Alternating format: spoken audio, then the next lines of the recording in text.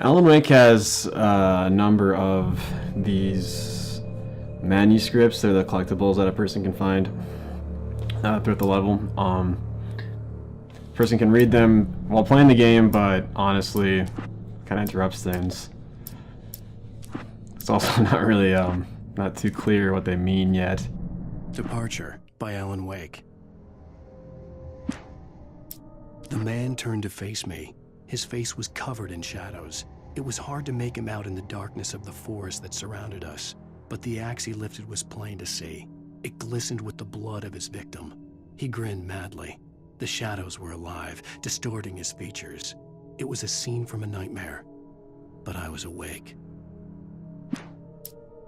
The Taken stood before me. It was impossible to focus on it, as if it stood in a blind spot caused by a brain tumor and eye disease. It was bleeding shadows like ink underwater, like a cloud of blood from a shark bite. I was terrified. I squeezed the flashlight like my life depended on it, willing it to stop coming any closer. Suddenly something gave, and the light seemed to shine brighter.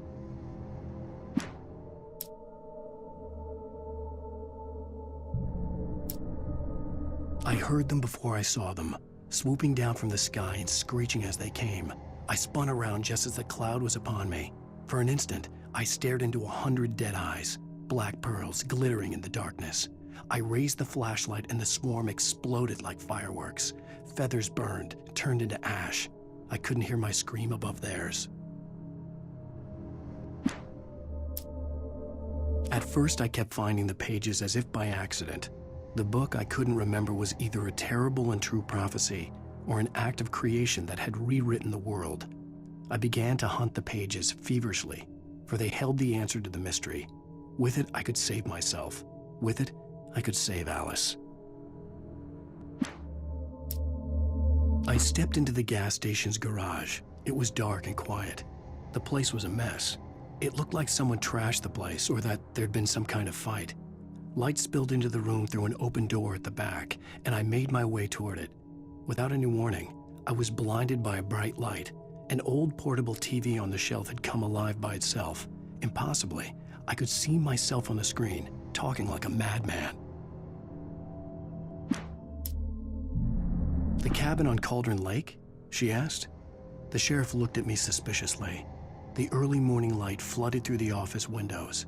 I would probably never have gotten out of the woods alive without her help, but I couldn't tell her the truth of what I'd faced the previous night. She'd think I was lying or crazy. She'd lock me up, and she wouldn't help me find Alice. Stucky spat on the garage floor and tried to shake the cobwebs from his head. Ever since the couple never showed to pick up the keys, things had been fuzzy. Something, a feeling caught his attention. Stucky looked up and stared as his brain tried in vain to process the horror before him. He stumbled back, knocking over a can of oil. A black pool spread across the floor while he struggled for a brief moment, then let go as the unrelenting darkness engulfed him.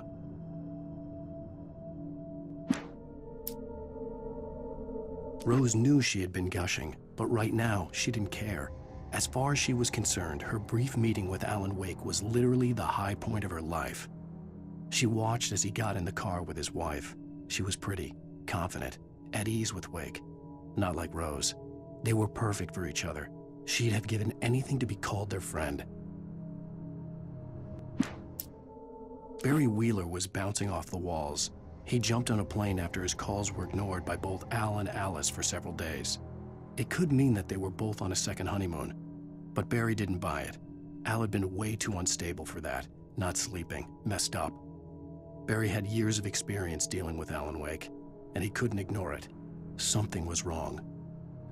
The little flame symbol means that those pages are only accessible through the nightmare mode instead of normal mode, which kind of sucks, but it's fine. I think we got all of them for episode 1, which is alright.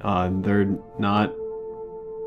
It seems like half of them are from a book Alan is writing about the story, and like the other half are like a book he already wrote. So it's not really like the normal kind of like in-game documents a person can find, but I don't know. They also have a couple of radio programs from the game,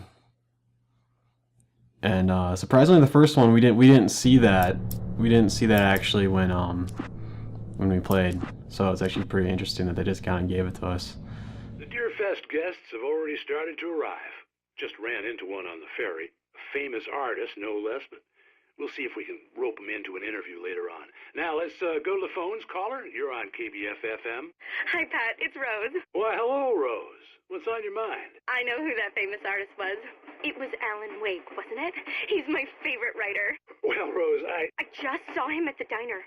Oh, I am so excited he's here. I'm sure he's glad to be here, too. Well, folks, I guess the secret's out. This is Pat Maine on KBF-FM, and now some music.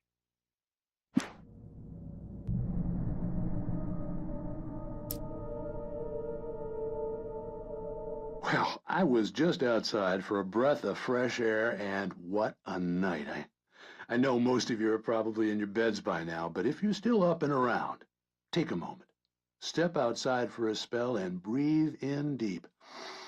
The weather is absolutely still. The sky is crystal clear. It's like the forest is quietly breathing along with you. As you listeners know, I'm a night owl, and it's on nights like this I wish I wasn't cooped up in the studio. Makes an old man like me wish I could just roam wild. But here I am, and who'd keep you company all night long if I weren't? It looks like I'm not the only one staying up late. Caller, you're on the air. Hey, Pat, it's Maurice Horton. Hello, Maurice. What are you up to? Well, I was just taking Toby on his walkies. Oh, isn't it beautiful out there? Sure, but Pat, the reason I called is that Toby heard something rustling in the undergrowth and took off after it, and I couldn't find him. Probably a rabbit. Sure, Toby loves rabbits. Well, sure. Anyway, I figured that, if anyone runs into Toby, they could grab him. My number's on his collar. And Toby's a friendly dog? Oh, Toby loves people. Usually he comes back, but we were pretty far from home, and it sounds like he went pretty wild there. Great dog, but he's just too dumb for his own good. Well, Maurice, it's out there now. Hope Toby comes home soon. Yeah, thanks, Pat. You have a good night now.